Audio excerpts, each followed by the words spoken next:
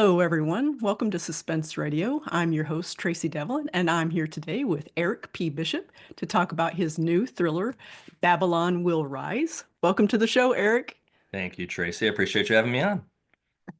You bet. Well, you and I had an opportunity to chat just a few weeks ago on your podcast, which is A Yes. Tale of Two Scribes, and I'll definitely put the link down in the show notes for that. And what was interesting about that chat, we both found out that we live not too far from each other, and we both have a love for exploring Western North Carolina. So I thought that was pretty cool. Have you been on any recent hikes since last we chatted? I have not. So my son turned 18 a couple weeks back, and he was in Nashville for that. So that weekend I was up in Nashville with him as well for part of it. And then the following weekend, I guess, which would be last weekend, I did have the kids, and we kind of did a late birthday thing for him. And we did go-kart. We went down to Greenville, got dinner down in Greenville and stuff, one of their favorite pizza places. But I was thinking of trying to get it out this afternoon of some hike, but I'm also like, I know we're talking about Babylon Will Rise. On my next book in the Bodyman series is Supreme Justice, and I've got to try to get it done this month. And I think I can. I'm the little train that could. I think I can. I think I can. Yeah, But um, I gotta stop distracting myself and actually do it. So I'll get some yeah. fresh air at some point this afternoon, but I probably am not going to make it up to the mountains like I would normally like to. Yeah. It's especially when I suspect you've had a couple of really nice 70-degree days like we had here, and Yes. it is so hard to stay inside whenever we get those here because 70 degrees here is a lot different than 70 degrees in Chicago where I used to live for many, many years. It's just more intense and warm, and it's a beautiful thing. It's Absolutely. a beautiful thing. There was a meme floating around the last couple of weeks, basically showing that at least for and it applied to where I live here in this section in the base of the mountains, and it's basically like winter, false spring, winter, false spring again, and so you're kind of getting these back and forth. Where because like when it was here, when it hit, I think it hit 78 or 7, it hit a record in Greenville. I'm a little bit away from Greenville, so we weren't quite as warm, but it hit like a record, a 98-year record or whatever, which I thought was Yeah. interesting. People are like, oh my goodness, look what's happening. And I'm like, well, that does mean 98 years ago it was that hot on this date as well. So the warming Right. thing might have happened back Right. then too, apparently. Yeah. Yeah. Um, but yeah, so it got really warm. Well, the week before that, it was like 30 here, 20s or whatever. It was that cold front had come through, and Yeah. it was just so everyone we were talking offline. My son got sick, people get sick because yeah, I think around here, especially when you Mhm. start having the roller coaster of late winter before Yeah. you get real spring, that you start fluctuating. But I take all those warm days and enjoy them as much as I can get outdoors for sure. Yeah, that's whenever I really appreciate my little sunscreen deck. I really go out there, and it's very tempting just to like go out there and take a nap sometimes too. I had a hammock in one at one point, a couple houses back. We had a hammock. We had a decking, a full screened-in deck off the master bedroom, and so at one point I set up a hammock in there. And yeah, it would be nice to just go sit out in the hammock, Yeah, it's so cool nice. fall day or a cool spring day, and just kind of not having to worry about bugs or anything, and just kind of chillax. So I kind Yeah. of wish I'd taken advantage of it more at the time when I had it, but the kids were also a lot smaller, and yeah, relaxation was not something that occurred that often. And now it doesn't occur, which it should, but it's because I'm normally going to concerts or hiking, or and those are relaxing things to me, Yeah. honestly. But like to actually sit there and like pull out pull out a book or whatever and just start Just reading just do nothing. Yeah, yeah. happens, but not during the day very often. Yeah, yeah. Well, Eric, why don't you get us started? Tell the audience a little bit about yourself. We know that you're in Western North Carolina right now, but who is Eric? What have you Yeah, been up to? so I'm a person that wanted to write for years, and finally, I think I hit my mid 30s, my midlife crisis. And in 2014, I kind of was like, I have unfinished business to actually finish a novel. And so put fingers to keyboard and banged out my first novel over the summer of 2014. Figured that would be the game changer. Everyone would come and flock to me and tell me how amazing I was. And some reason that didn't happen. But it was so close. Just so close. So then I kind of started that path that so many of us have done of like, how do you get an agent? Because I didn't know any of that before. And I had a really good idea for a story, or at least in my thinking was a really good idea for a story and a series actually. And then became the hard work after that of going, okay, how do I actually get this published? So that was a couple years. That was several years, and a lot of doors slammed in my face. I'd go to conferences, Thriller Fest, did Pitch Fest multiple times. A lot of like, I'm gonna get this good dream agent, and there was always a reason they passed or didn't get it with me. So it wasn't until I wrote my fourth book, The Body Man, that I actually had. It was a smaller publisher, but I actually had someone sign me on to multi-book deal at that point. Hmm. So it was an interesting journey. So there was a lot of unfinished stuff, but there was three in the drawer when that first one came out. And again, it kind of gave me that lesson I probably needed of nothing in life happens without a lot of hard work. You know, Hmm. I think you dream. Everyone can be a dreamer to some Hmm. degree, and you think, I'm going to hit the Powerball, or I'm going to write a Yeah. book, or something's going to happen, and it's just going to be life changing. And that happens. But that Hmm. happens, you know, with Powerball odds, 140 million or something, A whatever the lot. odds are. That's how that happens. And that's how it happens for writing too. It might not be a Hmm. 140 million in one, but for writing, the idea and the dream to write a book and have Netflix come knock in for the rights and whatever else and give you a seven-figure deal, it's a pretty rare deal to have. Going with a small press though, it's there it's a it's a great experience too because you go through every step Right. of the publishing process for your book as you would for, the big four or five, whatever number we're at right now.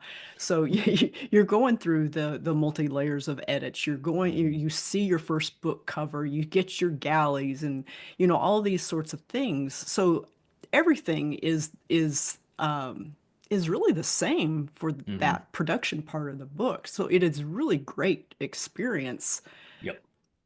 It's for a microcosm, I any think, of what writing. you get for Yeah, big publishing. The yeah, thing that's lacking or that you don't have as much is the visibility. So the distribution. right. That's where Right. that's where the Yes. it's harder, which makes sense. You have a small publisher, Hmm. and people don't, I don't think, understand the inner workings of how publishing works. So Hmm.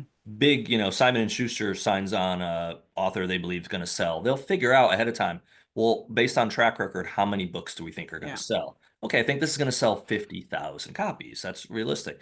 So, or whatever that number is. So they might place an order for 50,000 hardcover copies from, you know, a printing press that they're affiliated with. That's a lot of money to upfront for Yeah. books and hope you get it back. Right. So that's where, Right. and then of course you have distribution, and other people don't realize, like when you walk into Barnes and Noble and you see books there, you're like, oh, Barnes and Noble loves these books. Look at, they're putting them in the front. No, the publisher paid money Yeah. for shelf space, For placement. Yeah. which Yeah. is something that small publishers and like indie press, which is what I'm doing now as well, you can't touch that. That's something. It's Hmm. very, you might be able to get in a few stores here and there, but you can't go and get on every Barnes and Noble because Hmm. you got to pay to get in there. Yeah. It's a pay for play in a way. Yeah. In a good Yeah. way. It's just it's the nature of the beast. It is. It most definitely is. And large or small, the author still has to do quite of their own marketing and social Yes. media and all of those types of things. Yep. So you're not really getting out of that portion of it. I know a lot of folks say, "Oh, I just want to write." That plan really doesn't exist anymore for writers. Yeah. Just going and writing and letting the publisher take care of all of that. There is still a lot of interaction Hmm. with the readers that the writer is expected to do, and a lot of times, writers, authors, they love doing that sort of thing. And then you Right. might get some who are a little bit more introverted and find it a little bit Right. harder to do. But I think that the piece on that people don't realize is the only person, again, only is a bad word, or you know, using extremes, but the people that get to just be writers and not have to do wear all those other hats are probably at this day and age ghostwriters. mm, That you're ghostwriting yeah, books for someone else. yeah, You're a paid writer to say, hey, we need this book. Maybe here's some plot points or here's whatever, and then provide us this book. And we give you a sum of money or we give you a percentage, and that's it. The downside on that, the upside is if that's all you want to do is write and get paid, you might be able to have a lucrative life doing that. The hmm, downside is you won't normally see your name on a cover. You won't get the adoration of, hey, you wrote whatever, the Da Vinci Code, which the Da Vinci Code I don't believe is ghostwritten, but whatever the famous book Right. is that ends up being a big deal, someone else's name's on the cover and it's not yours. And so if you're Yeah. okay with that, then for some people they're able to find a career doing that. But Yeah. everyone No, else, that's you got to hustle. that's a really good point. I hadn't even thought about that. See, it's another George Washington moment. There's a So, few of them.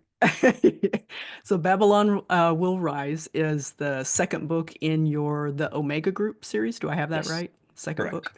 I really enjoyed getting to know Troy Evans and the team. And why don't you tell us a little bit about the series itself and Sure. how Babylon Will Rise falls into the series? Yeah, it had an interesting creation. So I mentioned earlier I wrote that first book 2014, and it was actually called Vengeance. And it actually features Troy and the Omega Group. And it's a drone story. Again, it's something I'll probably put out under my indie press at some point because I think the nuts and bolts of the story are so good. It just I was a young writer at the time. I Mm, wasn't young physically, but as in knowing how to finish a yeah. book, I was 10 years younger. So it needs work. Again, it got rejected, so I wrote the second book in the series, which was actually a backstory for Troy. It was Troy's origin story. That one's going to come out next year. Changed the title around, so I can't reveal that one yet. In the meantime, I'm trying to get agents. I'm trying to go the traditional route, and then I write a third book called The Vigilante. So I write three in the series, and I'm not getting anywhere. So I put everything aside to do the Body Man, and then when I started my own indie press, small publisher went out of business. Decided it would be too difficult to take the Body Man series and go find another publisher. So I decided to put it out my own. Well, in the meantime, I'm like, well, I have these other stories. So where Babylon Will Rise came, it was actually started as a long novella.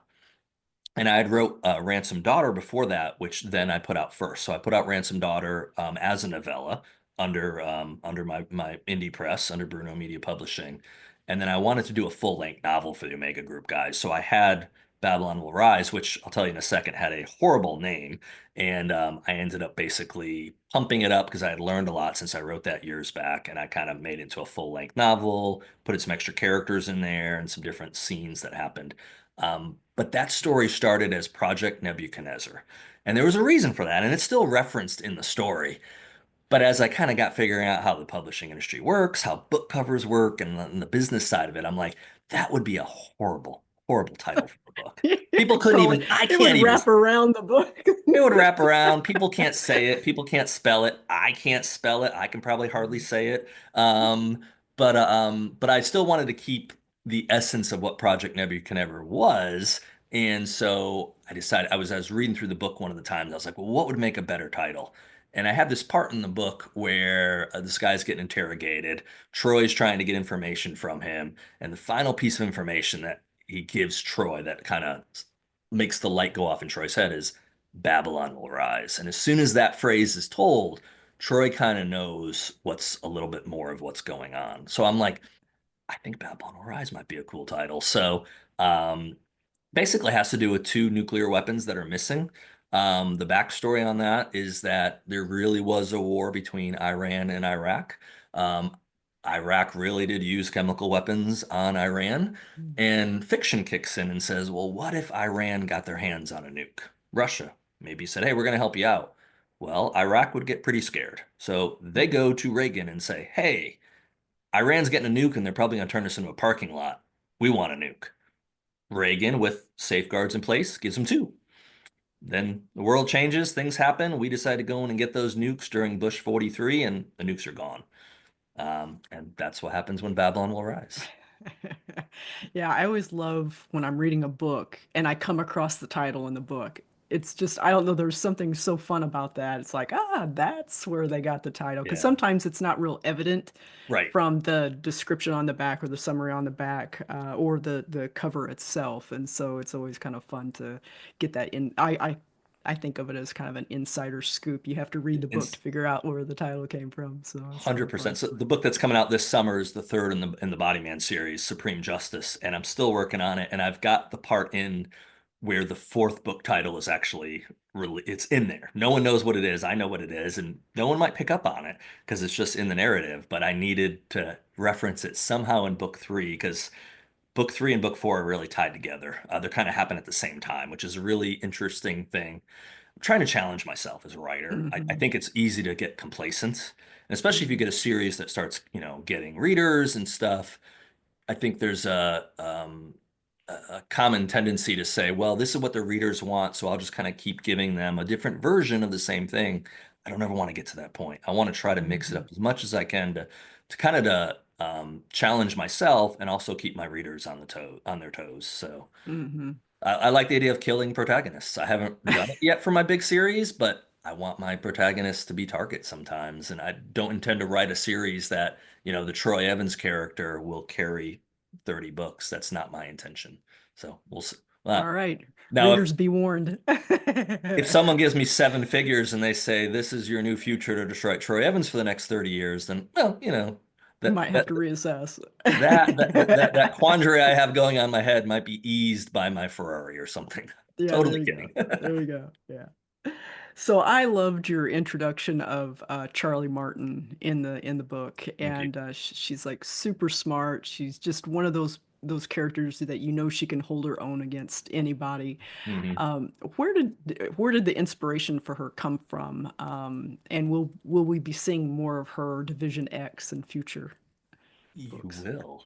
Uh, So, she started as a different character name years ago, and as I was kind of doing my first read through and go, and I'm like, wait, hold on. I'm using this name in the body, man. I'm like, oh my goodness, I forgot. I need that Bible of all my book characters. So then I started playing with the names, and names normally mean a lot to me. And for her, Mhm. I wanted her introduction to be where these six guys thought they were getting this new person joining the team, and they're like, oh, Charlie. Yeah, he'll be a good old boy. We'll get along well with Charlie.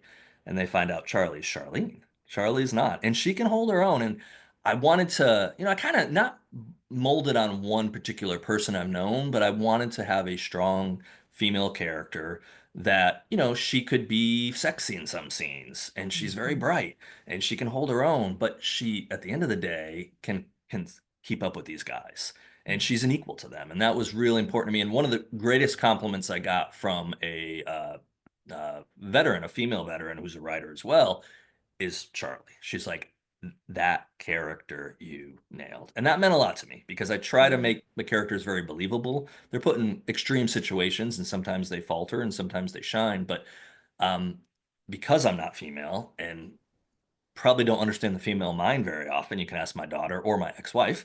I try to get in there and try to understand what's happening. So if I can get a female character right according to a woman, then I kind of like, well, I might have a future here. Yeah, absolutely. It's a good start, right? She's fun. She's fun to write. And yes, she will She, be back. I don't have it mapped out yet, but her and the other females that she works with on her team, I've got a idea of how I'm also trying to blend of two separate series, but they are existing in the same world. So there's a little bit of crossover mentioned here and there in the books, and that will probably continue to grow as I kind of expand the world out. I like to have it interchangeable, and I also like to have a pretty large swath of characters available to me that, again, it's not just a Troy book wouldn't just be just Troy. I want there to be an ensemble. Sometimes Troy might take a back seat and one of the other characters is featured more. And I think that helps keep it fresh for readers' perspective. yeah, absolutely. What do you hope readers will take away from this story? Do you just want pure entertainment for them, or is there something that you'd like for them to gnaw on a little bit later after they finish reading? Yeah, so first job of mine, I think, is to make readers want to read the next chapter. So by doing so, I'm going to have to entertain them or pull them in, but I want them to connect with the characters. And then what I try to at least subtly do, I don't like to be preachy. We were talking offline before we were filming Hmm. about politics and stuff. And politics is one of the, there's some big subject matters that you almost can't touch nowadays without pissing off half your audience. Yeah. Um, but at the same time, I want my books to have some sort of fabric there. So I want people to think. That's why religion does come up in the course of Babylon Will Rise, and there's talk about faith, and it's Mhm. something that obviously Christian fiction delves into. And secularism, secular books delve into it as well, and it's not a central theme, but it's there. Hmm. So, I want people to maybe challenge of what do you believe? And because, like we were talking about before, kind of as you grow, some of your not belief systems maybe, but some of the things that you thought were important do change. Yep.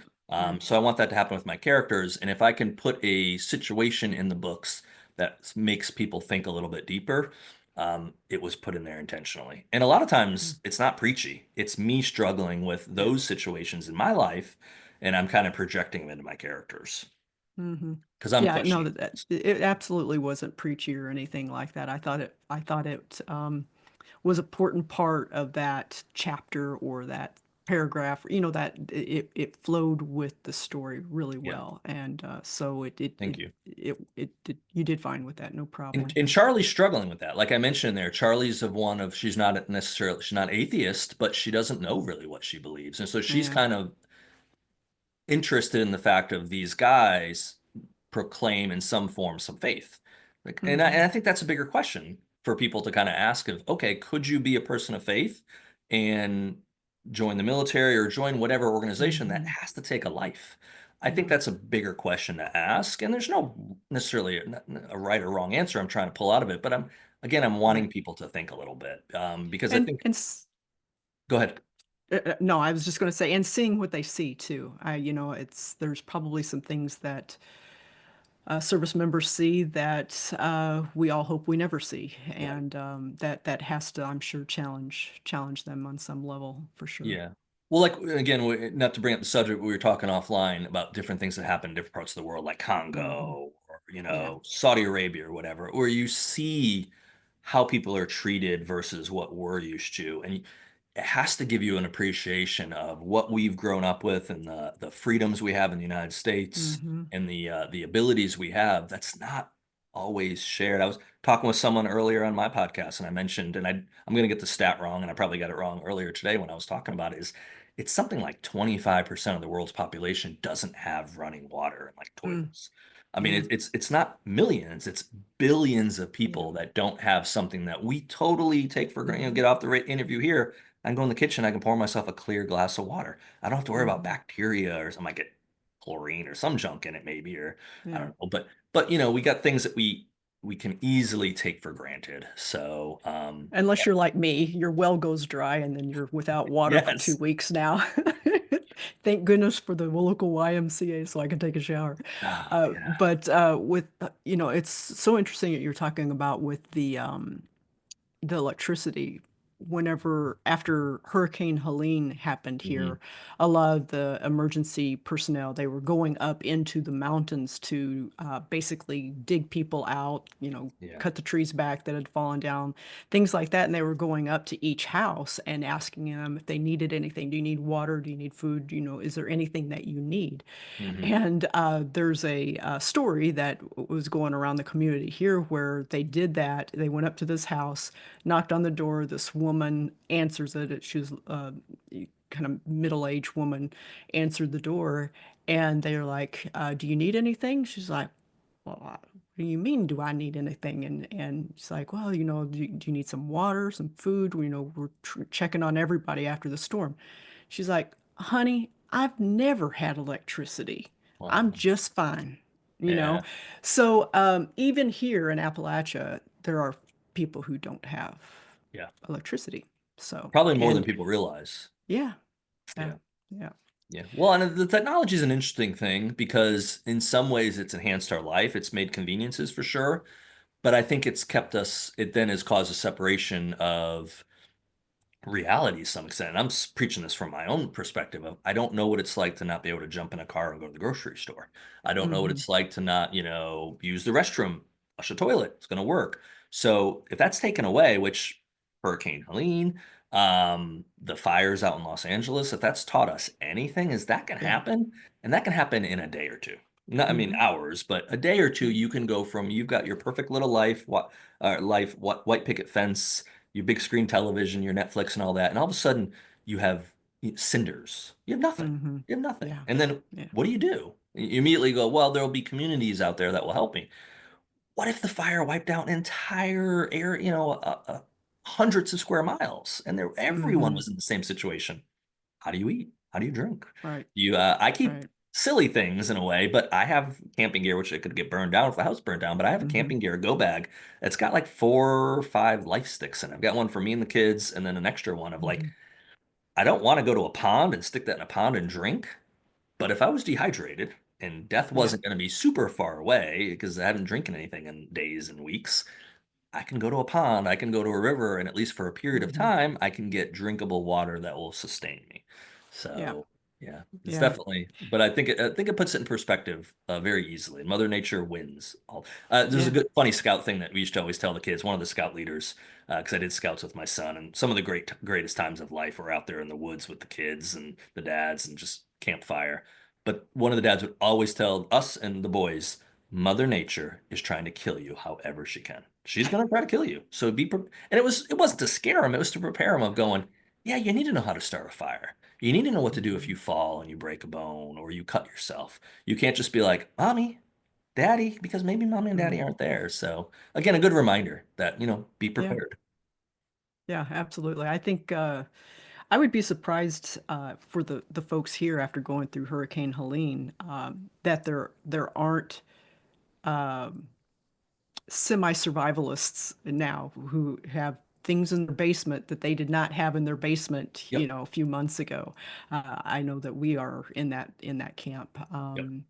because, like you said, once those things that you're used to get taken away, Hmm. you're like, it doesn't take that much preparedness to get you through a few days of no Right. electricity, no water, that sort of thing. You just have to be prepared for it. So, Yeah, even just a few days. If people can do that, I think it's smart. The yeah. numbers on stuff are, again, I'm a numbers person, so like the stat on how many people don't have $500 in a savings or checking account, again, is Hmm. like something like 35% of the country. Like some like very not 1%. Hmm. It's a large number of people that Living don't have an paycheck. emergency fund.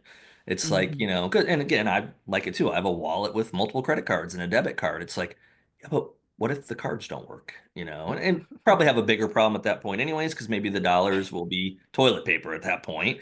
But if there's just a day or two with issues, again, it's good to be prepared. Have a good book with you Absolutely. that you can have something to read, and hopefully have That's some right. water to drink. And Absolutely. All right, Eric. Before we go, can you tell us what's up next for you? Do you have any fun projects or can you talk about anything like that? Or is it mum's the got word? some concerts coming up in the next few months. Got some travel. Haven't lined everything up yet. I'm thinking of some conferences, but I'm having second thoughts. I'm not sure if we're gonna go to one this year. Maybe BouscherCon. I was thinking Thriller Fest, but I don't know. I'm kind of having second thoughts on that. The next month is get Supreme Justice ready for prime time, get it for readers. My editor's already lined up, so I definitely have a firm deadline of, well, it better be ready by then because I'm paying good money to get my boo-boos fixed. And then kind of start that whole process again of just out there, like we talked about earlier, even if you're traditionally published, you have to be able to do promotion. You have to be able to do some promotion. So understand your story and know that you're going to have to tell a lot of people. If you're blessed, get to tell a lot of people about it, and hopefully some of those people will go buy it. So yeah, I'm getting ready to gear up for that, and like usual, just travel. I want to hit up a couple international spots if I can this year. That's kind of my goal is to hit like 2 new countries every year, if not more, but which is hard to do some years. But we'll see. Try to get my son to get international. That's the mission right now is can I get my son to go? He's more of like, hey, there's a lot of things to see here, and there is. I've seen a lot of them, but not all of them. So we'll see. Because he's graduating, he's getting ready to start college, hopefully in the fall, and which that's kind of hard that he's now 18 Yeah. and he's Yeah. officially an adult. I don't know if I like that or not. So try to enjoy Yeah, my time with him as much as possible, and my you're and gonna my have to daughter, of course. cut that cord here, Eric. You're gonna have to let it go. Let him I go. know, and I Yeah. know. No, it changed a lot once he got his license. I had to give up a lot of stuff because I was his chauffeur. I will say real quick. I know we're getting done with time. My mileage I drove every year, I can dramatically see the difference in the last 2 years from the previous years because I used to take him to karate 2, 3 times a week, which was a drive back and forth and this and that. Now it's just kind of like he gets in the car and he goes to karate, and I'm just kind of like, Well, that's $30. Yeah, there you go. Where is the best place for readers to connect with you online? Yeah, if you go to my website, ericpbishop.com, P stands for Paul, so I'm my middle name, but ericpbishop.com. And then for any of the books, they can go to my website. There's links, honestly. I know some people are against it, but the easiest place to go is type in Eric P. Bishop in Amazon, and all four books are there, all the formats. And I'll give you a fifth one here this summer. I'll Okay. tell you, it won't be the first part of the summer, but it won't be the end of the summer, so that's enough of a hint. Okay. All right. I got it. I'm thinking July. I'm thinking that might be July then. You're a smart lady. What do you know? See, I'm having a George Washington moment. All right. Thanks a ton, Eric. Congratulations on your release of Babylon Will Rise. I really appreciate you coming and chatting with me about it. Readers, you'll be happy to know that Babylon is out in the world, so be sure and go grab your copy. That's it for today. Thank you for joining us on Suspense Radio.